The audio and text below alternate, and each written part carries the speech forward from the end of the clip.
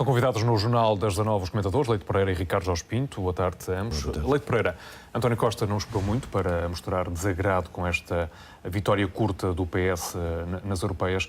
António José Seguro terá apoio suficiente até às legislativas para se manter à frente do PS? Penso que sim. Acho que uma resposta mais segura poderá ser dada no fim de semana, quando os socialistas se reunirem, e veremos o que é que acontece. A vitória do PS é uma vitória perfeitamente pífia, digamos assim, para dizer o mínimo, mas o António José Seguro tem o aparelho do partido nas mãos, teve uma vitória, apesar de tudo ganhou as eleições, e portanto seria preciso que houvesse um candidato já com muita força, já com muitos apoios, para poder agora levantar-se e ir enfrentar um combate com o líder do partido. Isso não existe. Existe o que sempre existiu, que é as pessoas olharem para o lado e verem que António Costa, talvez um dia, se quiser, possa ser líder do partido. Até agora ele não quis, não sei, já houve uma altura em que outros o quiseram empurrar para essa liderança e ele continuou a não querer. Duvido que agora haja quem o queira empurrar, porque são passos demasiado firmes para serem dados agora, mas também tenho sérias dúvidas que ele o dê. Agora não se eximiu a fazer críticas, fez Carlos César, enfim... Portanto, Ferro Rodrigues também, de alguma forma. Mas Ferro Rodrigues pediu, inclusivamente, eleições antecipadas, tanto quanto julgo saber, esta manhã, já depois de ter dormido sobre os resultados eleitorais, o que me parece também um bocadinho ousado, porque não são resultados que permitam ao PS desejar que Cavaco possa interromper a legislatura. Ricardo, qual a tua opinião? Achas que Seguro se mantém firme à frente do PS? Achas que 1 ano e meio até às próximas eleições também é curto para mudar uma liderança no Partido Socialista? Eu acho que há pouca justificação para se pedir agora um congresso extraordinário dentro do Partido Socialista. No prazo de 1 ano, António José Seguro teve 2 vitórias para o seu partido. E isso, obviamente, que é sempre invocável no momento em que seja necessário fazer resistência à oposição interna. Agora, parece-me também que a oposição interna não só percebe, como dizia o Leite Pereira, que o aparelho está nas mãos de António José Seguro,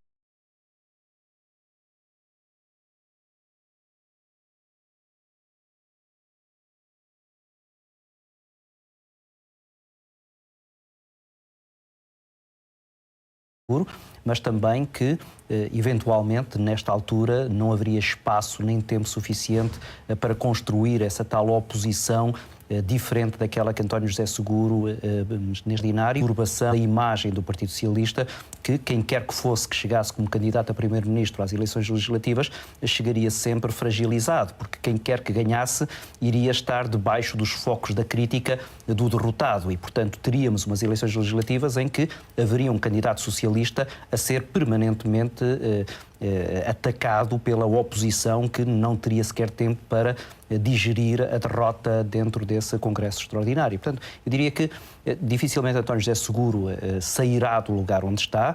Agora, com estes sinais de descontentamento por parte da oposição ou de alguma oposição interna, António José Seguro fragiliza-se constantemente. Isto é, eu diria que este foi, se calhar, o melhor resultado para Pedro Passos Coelho e Paulo Portas. Uma vitória pequena, porque uma derrota, obviamente, isso causaria já uma mudança no Partido Socialista, mas uma pequena vitória que deixa António José Seguro a arder em lume brando até às eleições do próximo ano. E para aqui um risco controlado por parte do Partido Socialista, ou seja, está a sinais perante aquilo que tem sido a liderança de António José Seguro, perante um PSD e um CDS que estão fragilizados, tendo em conta a política atual e a austeridade que foi implementada no Governo.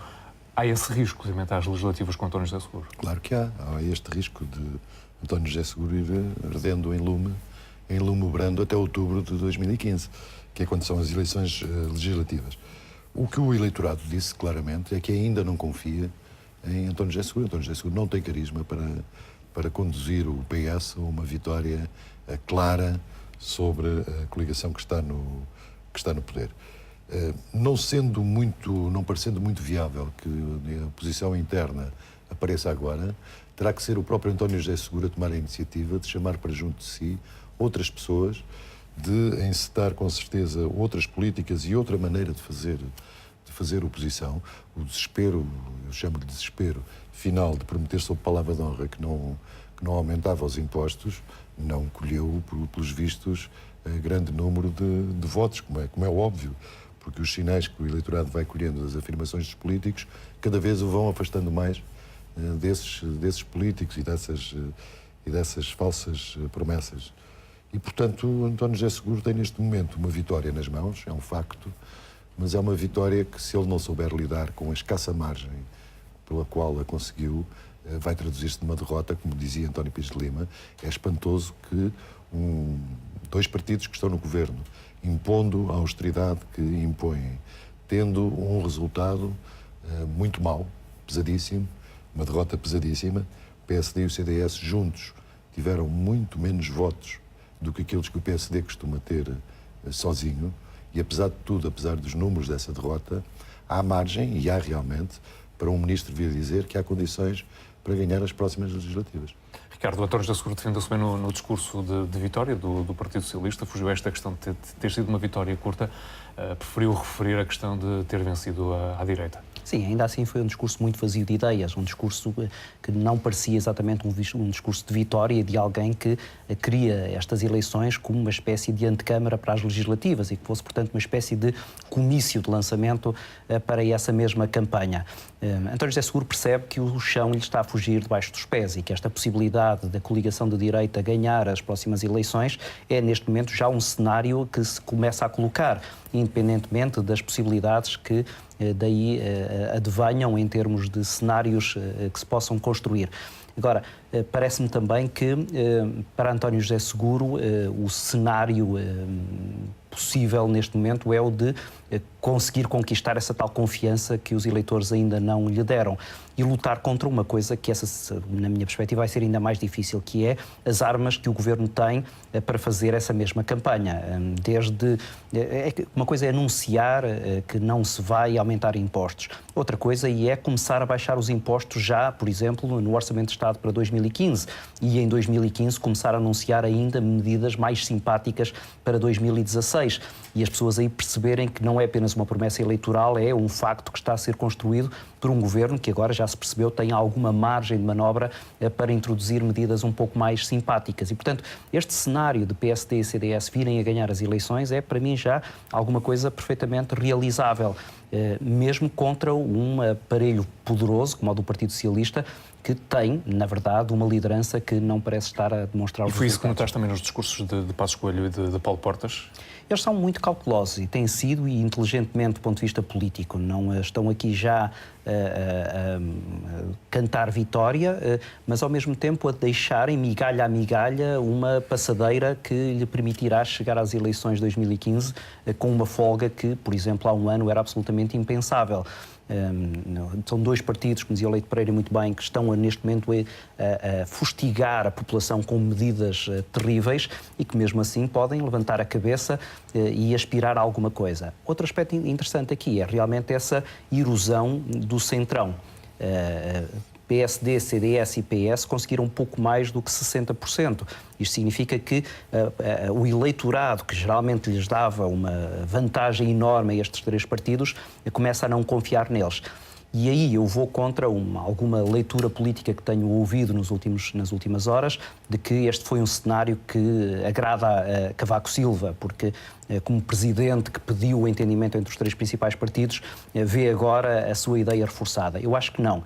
Eu acho que Cavaco Silva começa agora a perceber que, se chegando às eleições legislativas de 2015, ganhe quem ganhar, vai ter enormes dificuldades para encontrar uma solução de governabilidade. Também lhe peço um comentário a esta derrota da Aliança Portugal, mas juntava já aqui mais dois pontos. Há um grande vencedor, que é Marinho Pinto e o MPT, claramente. E há também uma subida da CDU.